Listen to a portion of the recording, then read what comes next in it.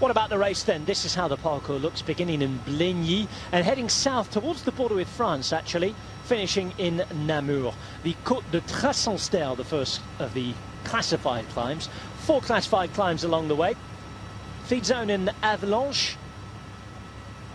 And then getting towards the final climbs, the Côte de Hermetan, Lustin, Thienne-aux-Pierres, and then the climb to the Citadel in Namur, where the race will finish. Up the road is Nico Denz from Age de Zelle Mondial. SCG Racing, the young riders, have a man in the break. That's the Australian rider Alexander Evans, and he's with Baptiste Plankert. Now that is quite a name to be up the road of the 5 riders in total.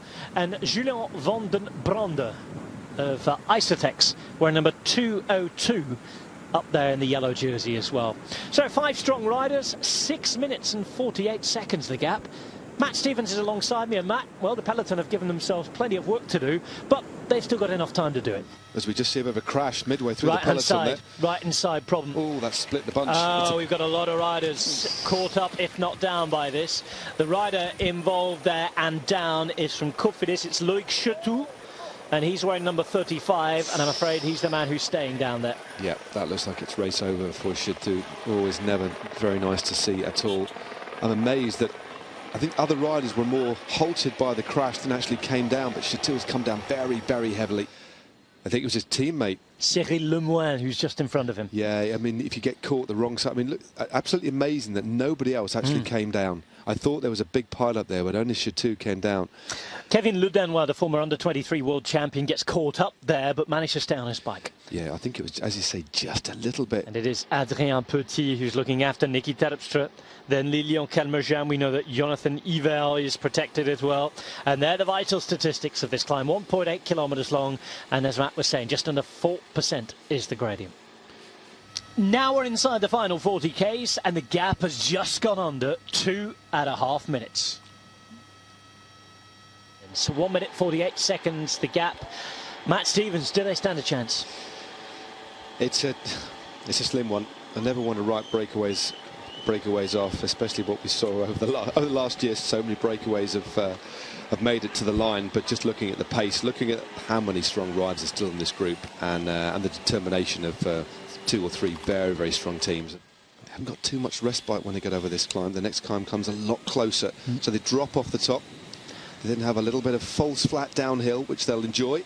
Then they kick up again, and the next climb after this very similar to the Côte de Lustin. Wide open. 25 Ks to go. Still Fellini, and he's doing some damage here. One long line at the front. Gaps, spaces between bikes at the back. Eriksson, the Swedish champion, is in about 20th place at the moment. Just starting to slip and slide a little. There he is. Aron Verwilst being dropped, as is Clément David. Oh, it's not looking like a good day for Sport Vlaanderen Baloise. One by one they drop out the back. And that's Prem van Ecke, the former national champion. Time to go over the top with 23 kilometres to go, but very soon they'll be climbing again. What's left of the breakaway? Just 2 out of the original 5 riders. In the yellow, it's Baptiste Plankert, and in the blue, white and brown, Nico Denz. Fabio Fellini just did a lot of damage on that last climb. Next up on the menu at the Grand Prix de Wallonia will be the climb to Thienne-aux-Pierres, and we've got attacks coming all the time now. Doing well, these 2 guys, to keep going. Yeah, they've certainly put on a great show for us today, haven't they? That's going to really start to hurt now. But they know this sort of terrain. Again, not super steep, but 3.2 Ks long. That's going to feel like almost an eternity. Denz again on the front. Yeah, serious climbs these that they're taking on towards the end. 5% for just over 3 kilometres. Nico Denz, and here's Baptiste Plankert. In fact, this is Calmejean. Calmejean as Terpstra waits behind. So Calmejean to play his card first, and maybe Yver to wait for the finish. That's a good move. Break of the day is done with 16 kilometres to go. Merisa up close to the front. Oh, we've had a crash. Not what we wanted. And the rider down is Jens Reinders, who was on the attack a moment ago. Looks as though it was a rider from Giro D'Italia Mondiale who was involved at the back. That's not good. I hope he's not too badly hurt ahead of the World Championships. Hopefully he'll be able to get up here. I think he is okay. Now, how did this crash happen? Oh. Just a touch of wheels again, I think, Rob. Literally just a touch of wheels. That left Steen van den Berge a little disappointing. 17 seconds, wow. Now this is going to become serious. Yep. Chris Nederland's out there and already trying to make more of a name for himself. What it needs behind, I mean, Wanty Group Goubert are a team with 2 riders. It's now, at this point in the race, it's a critical point in the race. You need to start making really, really firm decisions. You need to get somebody to just to sit on the front and bring this back. You need to sacrifice somebody and make a call on it. But it looks as if the bunch have actually caught, unless that group is still in between. Now, how much time is he needed for the uphill? He needs about 20, 25 seconds, I think, 3Ks to go. This is where the road starts to just imperceptibly rise, dips a bit, dips again, then kicks. That horrible drag. That series of little switchback turns. It's just running parallel with the river at the moment, and he flicks in. He's shown his racecraft here as well. He knew when to go, he knew the moment. He's managed to hold it on for now. Can he hold it towards the end? 18 seconds for Chris Nederlands, the former Latvian champion. Adam de Vos is the national champion and he's having a go here. 25 years of age and showing off the maple leaf. Road champion this year, as we mentioned. But this is eating into the leader, but Nyland's gamely holding on here with about 700 metres to go, and here's De Vos starting to tire. He looks around, needs to bury his head, he's giving it everything he's got, but Tony Galopin's hot on his heels. He's got half a smile on his face. Is that through pain? Is that through realisation he's going to do it? At the front, Chris Nederland's there, they all slow up behind, and they're all playing into his hands. Israel Cycling Academy have played an absolute blinder here with Chris Nederlands. He looks around behind. They know that if he's caught, there's a select few to sprint for the win. Steven, the defending champion, is there. Also there is Jelle Fernandez as well.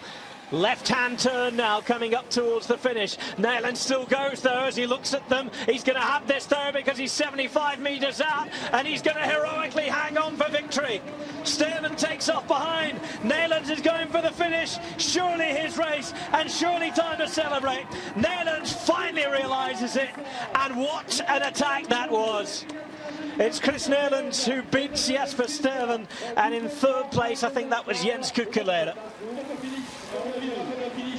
A messy finish to the Grand Prix de Wallonia, but won by a very, very clever and strong rider. Just Nederland, congratulations, you won this race. What does it mean for you to win here?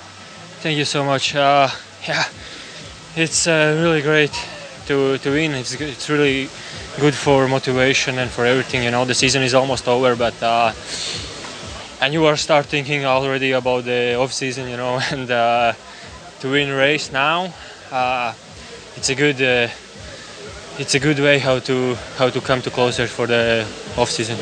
Can you tell us your last kilometers, your attack? That was the plan? No, not really. Actually, this day was quite tough for me, and from beginning I didn't feel so good, and I just came yesterday from Canada, so it's a bit jet lag for me. But yeah, our plan was just to follow for the moves, and main goal was of course to win the race, and yeah, I just followed. And with, I think, 9Ks to go, I saw all guys are in the limit, you know, and I felt like I have legs at the moment, so I try, why not? Do you know very well this last climb? Do you know this climb? Yeah, I did this race last year, so I remember it quite well, and actually that's why I was quite sure that the guys will come back to me and the race will be over for me. Is this victory the beautiful one in your career? It's I can tell you it's one of the nicest victories. The last victory in the Belgium, what I won, was also quite same way. So it's remember me a lot the Hagens race. Thank you so much. Congratulations.